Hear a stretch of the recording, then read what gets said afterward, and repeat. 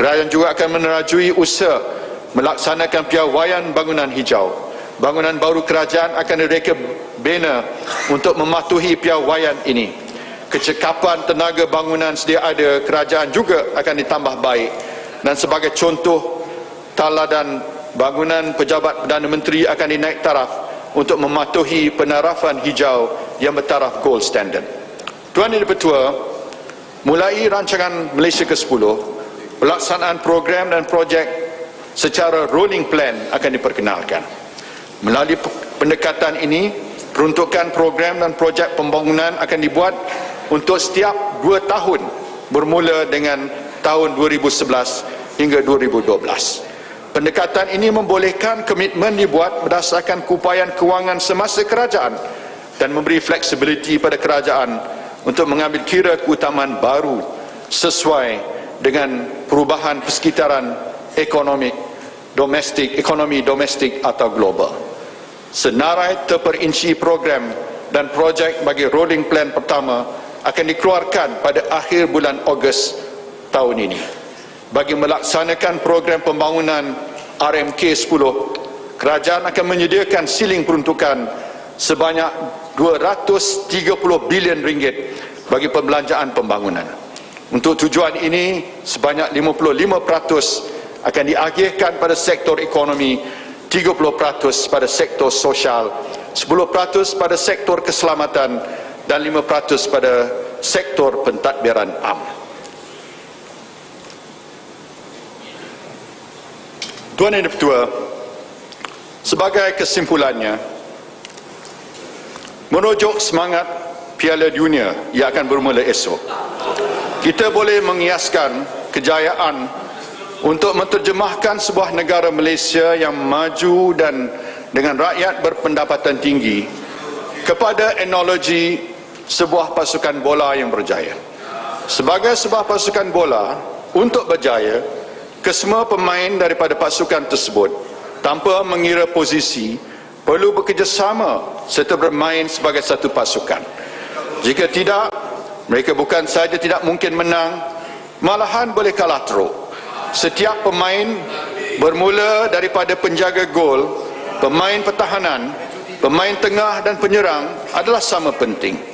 Walau bagaimana hebat pun pemain secara individu, namun mereka hanya akan mengundul kemenangan sebenar jika bermain sebagai berpasukan.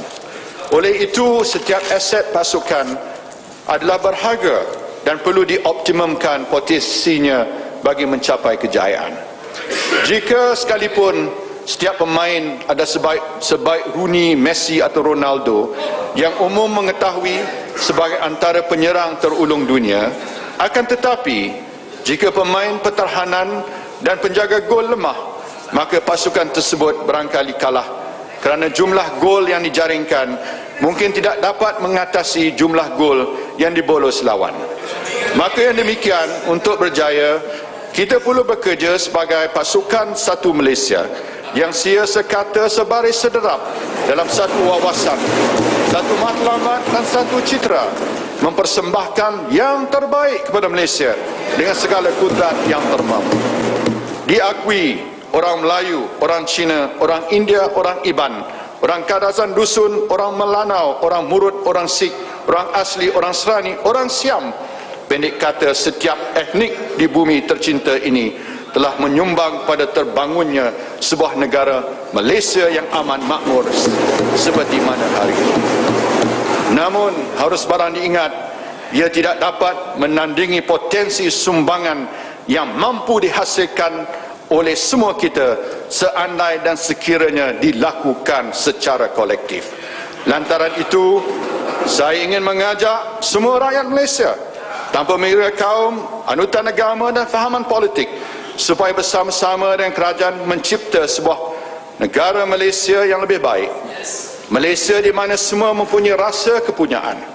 Malaysia di mana semua bakat dihargai, digunakan sebaik-baiknya.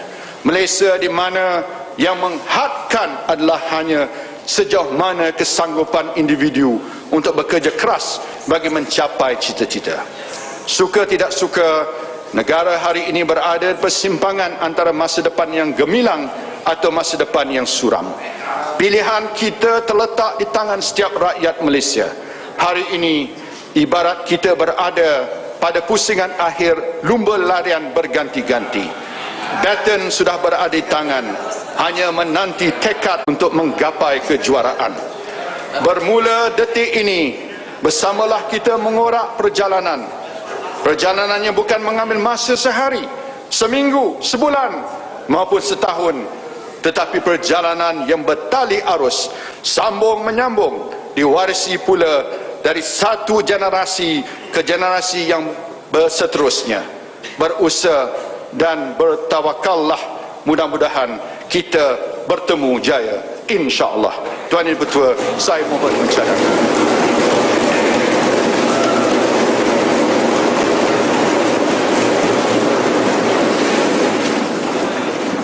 Sila, ada hal yang sokong. Tuan Tua, saya sokong usul.